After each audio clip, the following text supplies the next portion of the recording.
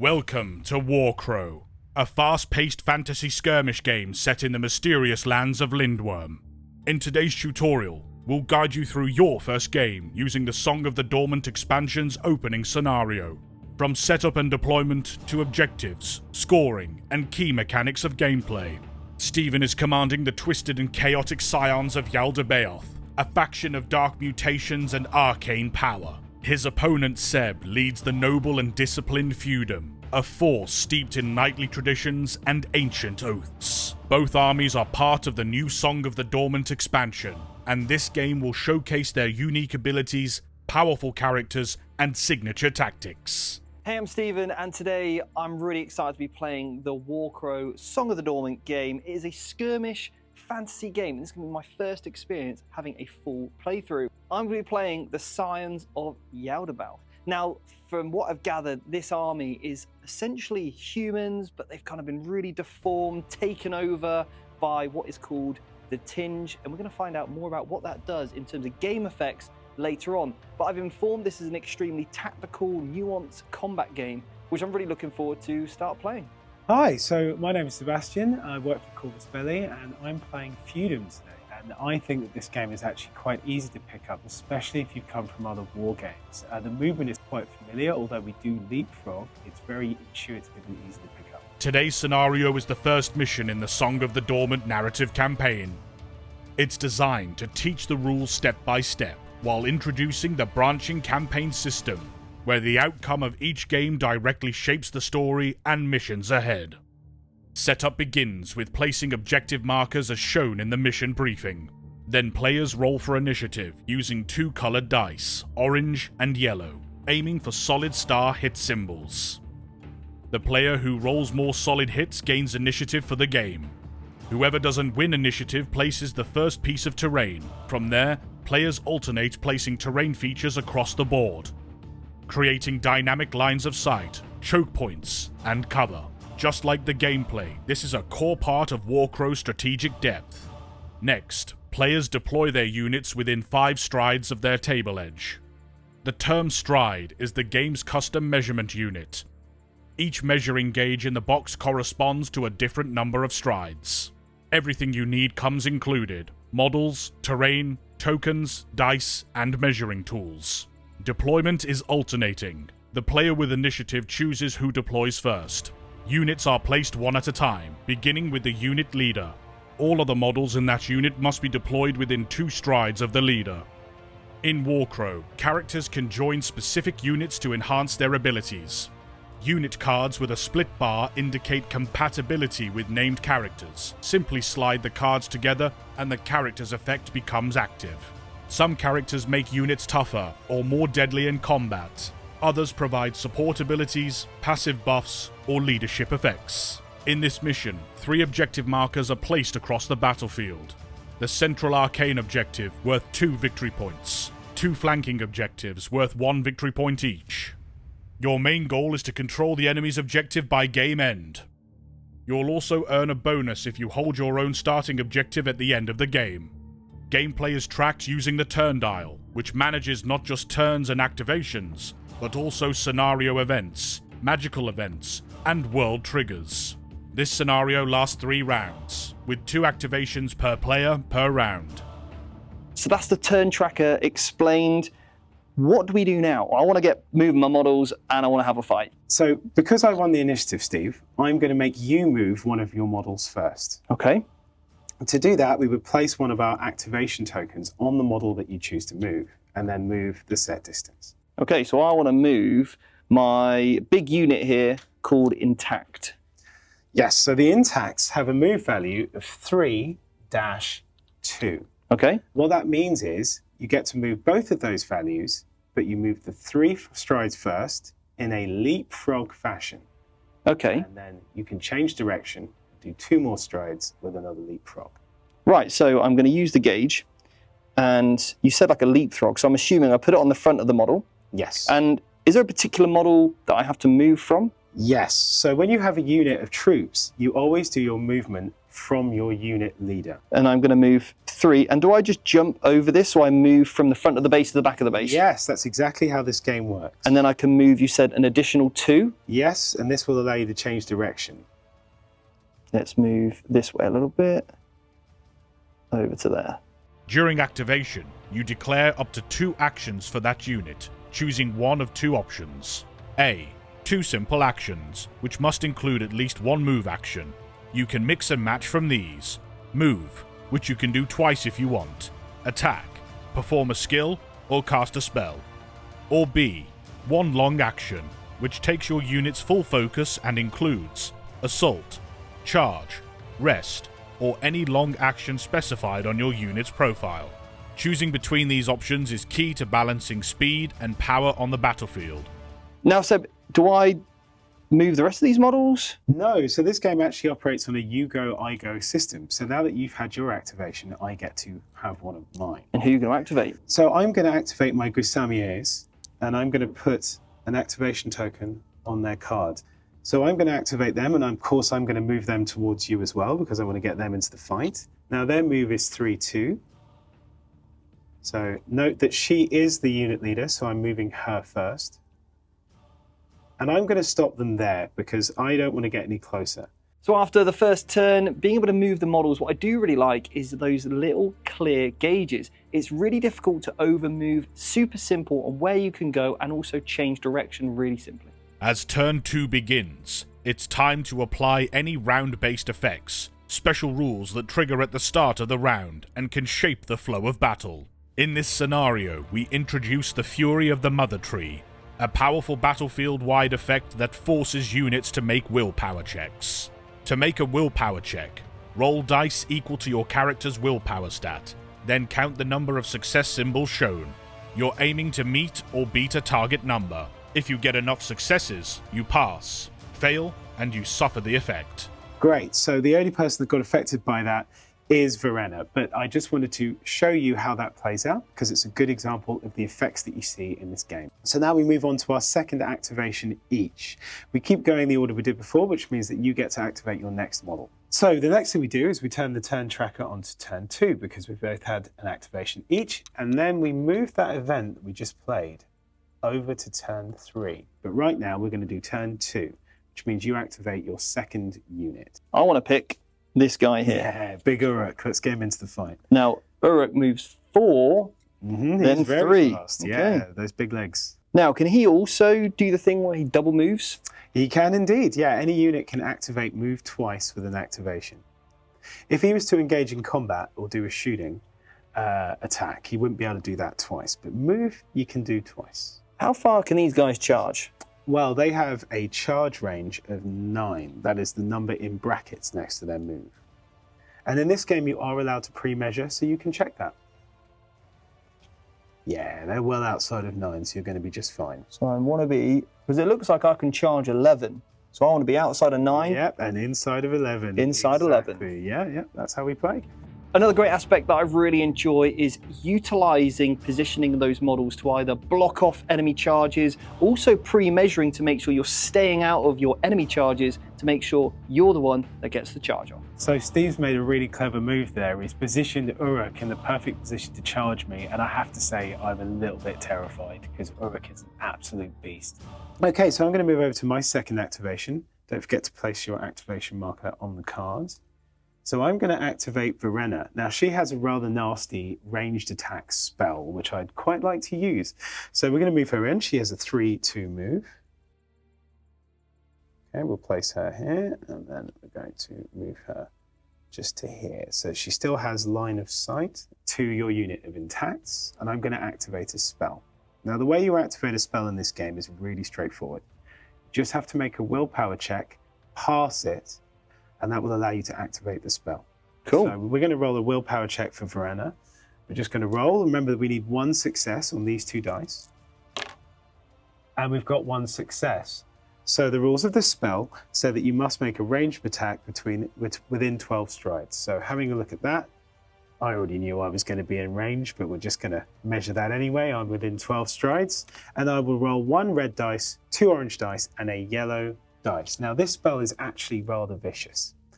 And the reason for that is that it's actually quite hard to defend against, because you must roll 2 shields to block each hit of this spell.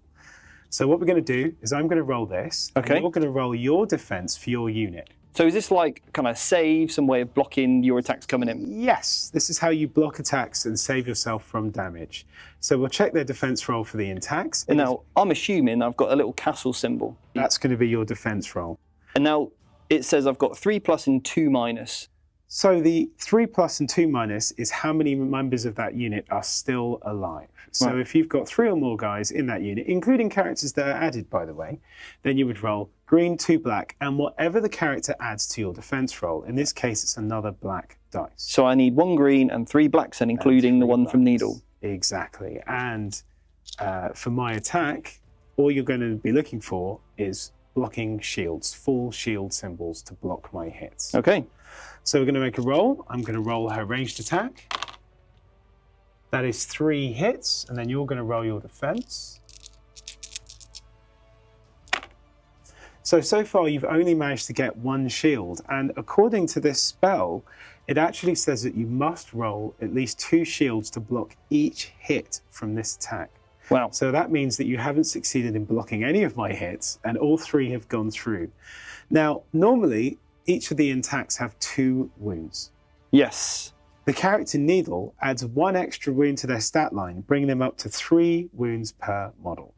Right. Okay. 3 hits, though, is going to be enough to remove one of the attacks. Now, you get to choose which one, and characters or unit leaders die last. Got it. So you get to remove one of your attacks. After scoring at the end of a round, Warcrow gives unactivated units one last chance to reposition, thanks to the no one left behind rule. This mechanic allows any of your units that haven't activated during the round to immediately perform a single move action before the next round begins. Just remember, it's 1 move only, and it only applies to units that haven't acted that round. So if you've got stragglers on the board, don't worry, they're not left behind.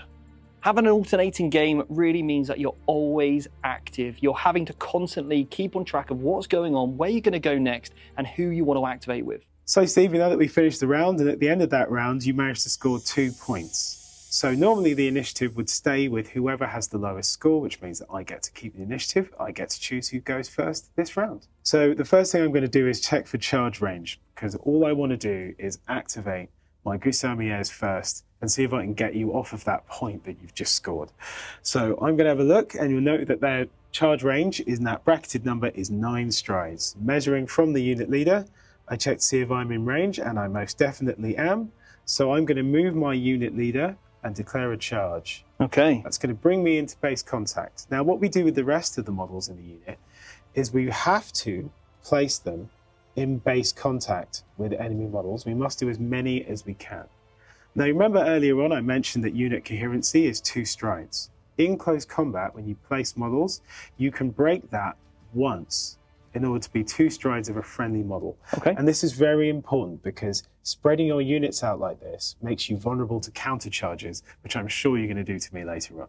So now that I've placed my models in for a charge, we can go in for a close combat. The first thing we do is we check our attack value based on the number of models that we still have in our unit. For my Gusamiers, it's going to be 2 red, 2 yellow, and whatever Morgane adds to the unit. She adds an automatic hit. For ease of use, I just like to put the automatic hit to one side so that I remember that I still have it. Okay. Right now you're still at 3+, so you're just fine. You've got the green, 2 black, and the black dice added by the needle. I'm going to roll my dice. We've got 2 red, 2 yellow, and the free hit that I get from Morgane. Okay, and I roll mine now? And you roll yours. Okay. Now, because I charged, I can re-roll all of my attack dice, but it is all or nothing. So I have to decide if that result is worth gambling on a re-roll. I'm going to do that though, because I think I can get many, many more hits. You'll note that the red dice are the only dice that have 2 hit symbols on them, which means that I could have done much, much better on that roll than I did. So I'm going to go for a better roll. Note that I leave the free symbol that I got from Morgane, and I re-roll all of my attack dice. See if I can get something better. Oh, unfortunately, I got the exact same result as before. So, you know, why not? Might as well have done the re-roll. So we got 3 hits on my side and 2 shields on yours. Now, And you're able to re-roll even after seeing my defense dice? yes, you are able to re-roll after seeing your opponent's dice and decide whether you want to go for it or not. So the next thing we do is we apply any switches. These are unit abilities that allow you to spend the symbols on your dice to activate the ability underneath the roll. So you've rolled 3 successes, and I've rolled 2 shields. Can I use any switches? Unfortunately, the attacks do not have a switch attached to their defense roll. So the one that I do have is on the left-hand side, which is under the attacks, Which not is the defense. attacks, Okay, not the understand. defense, yes. So you need to explain to me then how these work. Do I block any attacks? What's the damage that I'm going to be taking? Yeah, so the normal attack and defense roll, the number of shields you roll blocks the number of hits that your opponent has rolled. So this one cancels this one out, Yep, and this one cancels this one. that one out. But I got a free hit from Morgaine. That's going to do at least 1 wound to you. Okay. There is no more saving rolls after the initial defense roll is made. Okay, so that's just the combat essentially resolved with a couple of rolls. I like it. And I'm going to put a wound token on my intact so we know how many wounds I've taken. Is that the end of the combat? Well, when you lose a close combat in this game, you gain 1 point of stress. So stress is the most important mechanic in Warcrow. It can be used to make your units activate more than once within a round, but it can also be imposed by your opponent, which can have negative effects such as having to make morale checks. In this game, stress is the single most important mechanic. Okay. Over the course of the game, you will accrue stress. You can also voluntarily put stress on your unit. This does a number of really useful things. It can power them up in close combat. It can make them activate more than once in a round, which is really handy. Okay. But unfortunately, you can only get stressed up to your morale value. Now, if you have a look at the morale value of the intacts here, they have a morale value of 1, which means they can take at least 1 stress. Now, voluntarily, you can go up to your morale value, but you can never go beyond it voluntarily. However, as you've just seen, in close combat, you can gain stress imposed by your opponent. Right, okay. If that happens, you'll have to make a morale check. If you fail the morale check, you might end up breaking and running off the table, which is obviously not great. So let me try and get this in my head. I can push my units further and I can accrue stress by doing it. Yes. Or I can take stress from my enemy by losing combat. Yes. And if I go above the number, so at the minute I'm on 1, and if I go above 1, I'm then going to potentially break, and then what happens? I fall back, I flee. Yeah, you've got it, Steve. That's how it works. Perfect. All right. So what happens now? So the standard pushback is 3 strides. So I'm going to push you back 3 strides. And how close do you need to be to an objective in order to hold it? 3 strides. Okay. Yeah. So I'm going to push them back. Now, I've moved your unit leader, and you get to then place the rest of your models. Now, potentially, I could follow up 3 strides and keep you engaged in close combat. And I think I might do that, although I do have a very nasty looming Uruk standing next to me. And maybe I don't want to be engaged when he comes in. No, it's a lot more fun. I'm going to follow you up. Okay.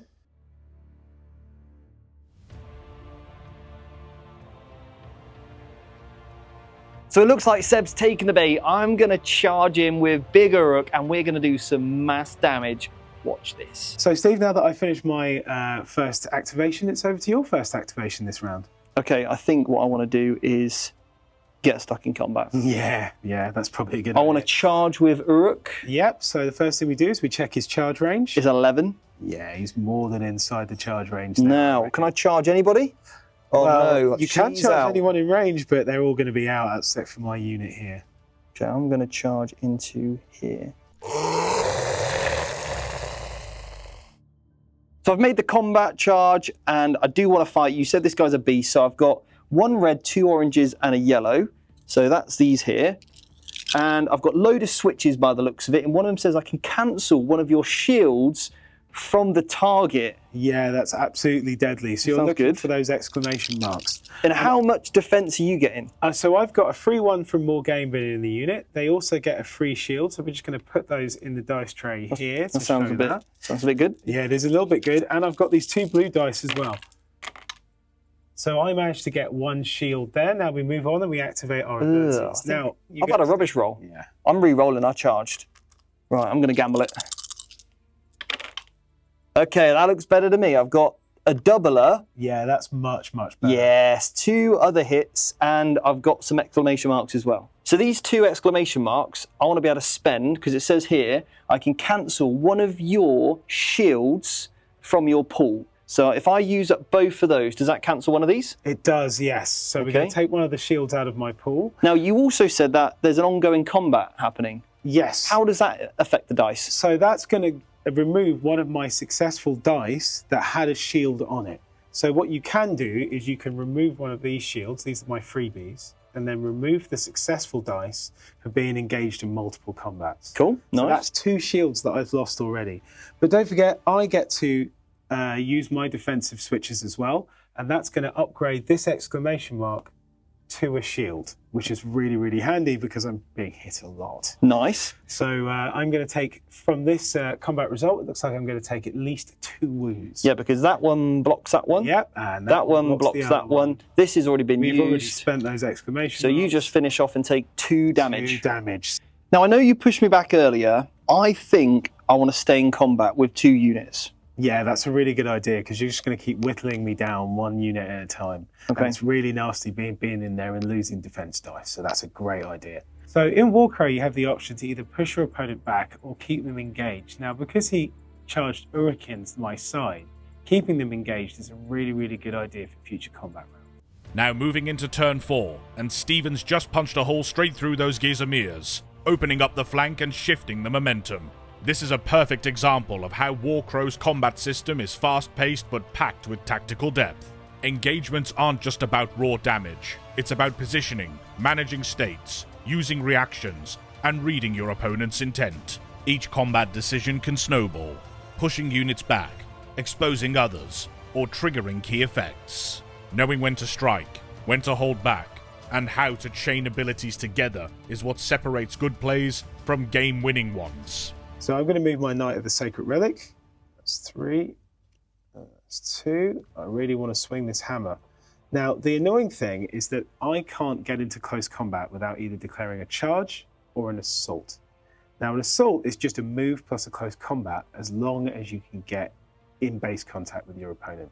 But I won't get the benefit of a reroll. Okay. Now, as you've just seen there, I've moved him forward, but I'm nowhere near you for close combat. So I'm going to make another move. But remember, I can't enter close combat with this move. Now he's ready to hit you with that massive hammer in the back. Now, remember you telling me that you can activate a unit again. I want to fight with Uruk again. Can I do that? So this is the voluntary stress that I mentioned earlier on. You can stress yourself voluntarily up to your morale value. He has a morale value of 3, which means you could go again and again potentially.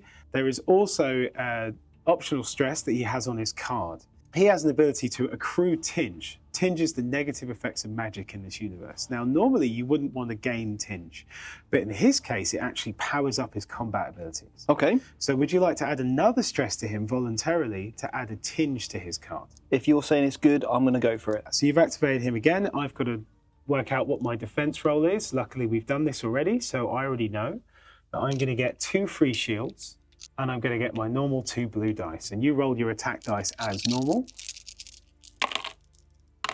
Okay, and I've got an additional shield. Now we go over to you. Now you did not charge, you do not get the reroll. Okay. But you do get to spend those symbols on your abilities. And right. I have a feeling I know exactly what you're about to do to me. Well, I think I'm going to use this one to cancel a shield. Yep, so there goes 1. I'm also going to use these other 2 to cancel another one. Yep, there we go. And of course... And we're in ongoing combat, so let's cancel that other one off as well. Which means that I'm going to take all the damage from this. So it's going to be 2 more damage by the looks of it, which is going to kill another one of my Gusamiers. And also, because I lost the close combat, I'm going to place a stress token on my unit, which may cause them to break. But first, you get to decide if you want to push me back again. I do. You do this time. And the reason why I want to is because if you charge me, then I'm going to be in ongoing combat and I'm going to lose a defense dice. Yeah, absolutely. So I want to get myself out of combat. Yes. So you're going to push me back. Now, when the pushback is a pushback from the unit leader and it's a straight line away from engaged models. Okay, so let's just put you 3, Yeah. Over to there. There we go. And then I will, as usual, place my models within 2 strides of my unit leader. And you can decide if you want to follow me up 3 strides as well, if you so wish. Or can stay still? Or you can stay still. I'm going to stay Meet still. your oncoming charge, which is about to. I'm going to stay still. Yes. Okay, so we've concluded that round. We've checked to see if everyone is in coherency of the objective. Unfortunately, nobody is, so no one scored any points. Nice. Which means that you still have 2 points and I have 0. So now that we've concluded that, we can move on to turn 5. So you'll notice that I moved the event from earlier on to turn 5. And we remove our activation tokens. Yes, of course. We've got to clean up our cards as well. Don't forget that. As we begin turn 5, the Fury of the World Tree event triggers again, forcing another round of willpower checks for all affected characters. This time both Uruk and the Knight fail their checks, and each becomes vulnerable. When a character becomes vulnerable, it means they're easier to damage, so any hits against them are now far more dangerous. Events like this add pressure in the late game, and can completely shift the dynamic on the board. Okay, well, it's the final round, and if I don't do something about this soon, I'm going to be in real trouble. You're up by 2 points, which means I need to get this off of you in order to get a draw. Okay. And if I'm really lucky, I might be able to push a little bit further and maybe control another point, but it's going to be a long shot. Let's see if I can do it. All right, I just need to hold you off. So we've got our activation tokens here. I think I'm going to go first again because I need to get that knight involved. He's been holding that hammer for too long without swinging it. So I'm going to put an activation token on him and get him into combat. Now, he is very, very close to you, so he's quite obviously in range to charge. So that's going to be 9 strides. Yep, he's definitely in. So I'm going to go and smack Uruk. Can I turn him around just so it looks more epic? Of course you can. There's no hitting the back. Everyone has 360 vision in this game, so it doesn't really matter.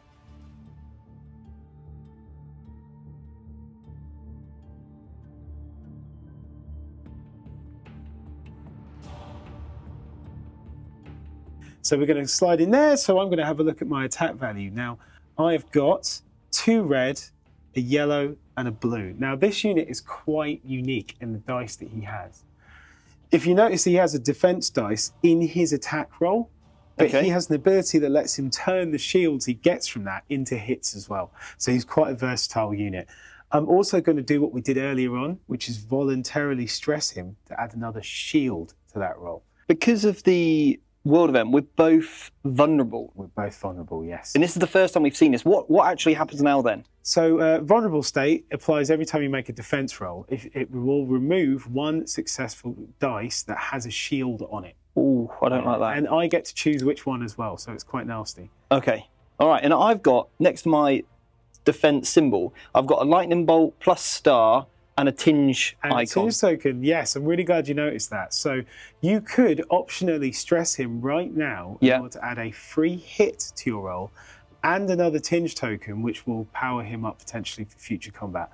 If he's still alive, of course, and I'm going to do everything I can to make sure that isn't the case. Let's do it. Yeah, you're going to do that as well? Yeah. Right, so we're maximal powered up now. So you're going to add a free hit to your dice roll. We'll just put this here for ease of use. Okay. And you add another tinge token on there, so we're going to upgrade this one to 2. Well, I've rolled terribly. Yeah, that could have been better, I'm not going to lie. So we're going to move these over here. Right, so we got 1, 2. Oh, that's not very good, you know. I could do much better than that. Well, because I charged, I'm going to roll my attack dice now. Okay. Oh, now that's a lot better. Much better, isn't That's not good. Okay, so I'm going to start applying my abilities. The first one I'm going to do is turn this shield that I've just gained into a hit. And now we're going to have a look and see if I've got anything else I can do. So I can give you the disarm state, which we had earlier on, which is going to affect your future combat ability, but not right now, but later on. So now we count up the number of hits either way. Now, note that you actually have 1 hit coming my way. I have no shields because I turned 1 into a hit. Right. So I'm going to take a wound straight away. Okay. And I'm going to count up the number of hits coming your way, which is 5 hits. Well, I've only got 5 hits. 4 wounds. Oh boy. So bad.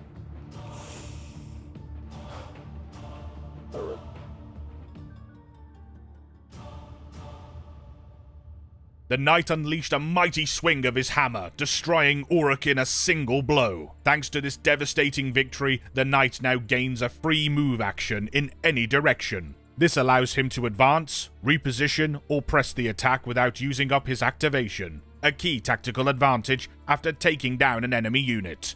Cool. So now that I've moved my knight after the close combat, it's over to your activation.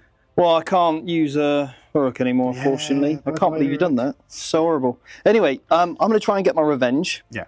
But I also want to try and win the game, I'm not going to lie. Yeah, that is the aim of the game. So, what I'm going to do here, I'm going to use the breath.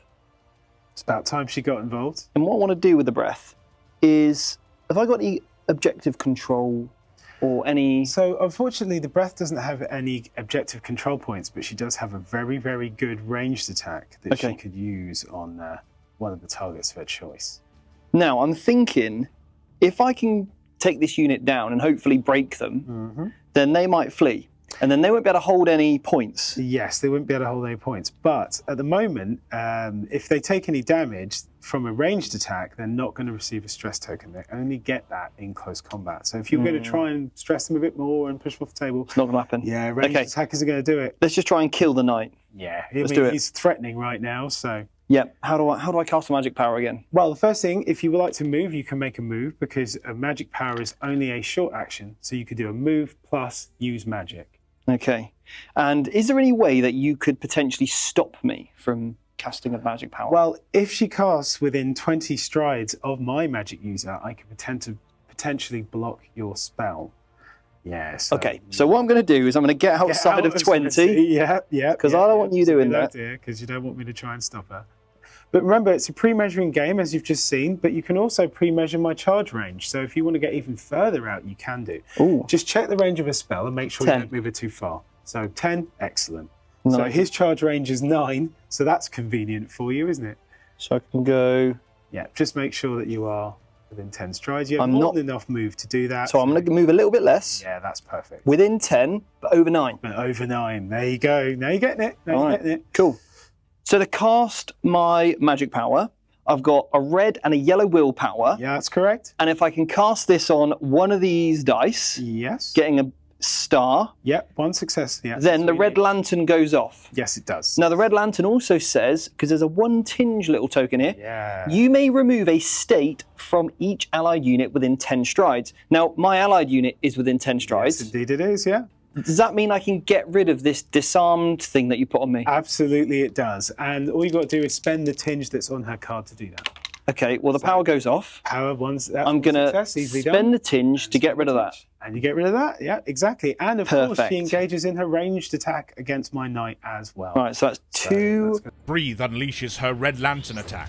Check her data card for the specific effects this attack can trigger. In this instance, she deals 1 point of damage and gains additional tinge. In longer games, accumulating tinge becomes even more valuable, enhancing her power and options as the battle progresses. Seb, over to you, mate.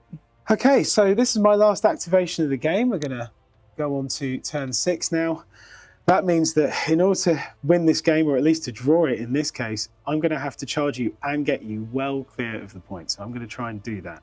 Now, luckily, my Gosamiers, they haven't activated yet this round, and they are still at a decent strength to do some damage to you. Okay. So I'm going to charge them in. Obviously, we're in 9 strides there. We're very, very close. So I'm just going to move them in. There we are. Engage them in close combat. Okay, so I'm going to roll that. Have you gathered up your defense dice? I sure have. Yeah, excellent. Let's go. So, oh, that's still pretty bad. Let's have a look. Yeah, that's definitely going to be a re-roll. Oh, much, much, much better. That was very good. Yeah, Morgaine is my little lucky charm, I think.